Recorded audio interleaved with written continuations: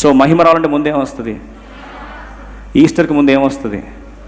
Good Friday. అది తెలుసుకుంటే మనం టెన్షన్ పడమండి, అది తెలుసుకుంటే కంగారు పడమండి. యేసు ప్రభు ఎందుకు పొలికేకతో it is finished father I commend అని ఎందుకు తండ్రి చేతికి ఆత్మను అప్పగించుకున్నాడు తెలుసా? ఆ శ్రమ తర్వాత వచ్చేది ఏంటండి? మహిమ. శ్రమ తర్వాత వచ్చేది ఏంటండి? కొద్ది గట్టిగా చెప్పండి అండి. శ్రమ తర్వాత వచ్చేది, అప్పుడు శ్రమ తర్వాత మహిమ వస్తుంది అన్నప్పుడు గుడ్ ఫ్రైడేతో స్టోరీ ఎండ్ కాదు, స్టోరీ స్టిల్ కంటిన్యూస్. ఆ స్టోరీ ఎలా కంటిన్యూ అవుతుందో ఏంటో దేవుడు ఒక్కొక్కరి విషయంలో ఆ మహిమ గాథ, మహిమ విరోచిత గాథ దేవుడు ఎలా రాస్తాడో దేని మీద ఆధారపడి ఉందండి? శ్రమల మీద ఆధారపడి. ఇది తెలిసినప్పుడు యోహాను భక్తుల్లాగా ధైర్యంగా నిలబడతాం. ఎవరి ముందండి? శిలువ ముందు నిలబడతాం.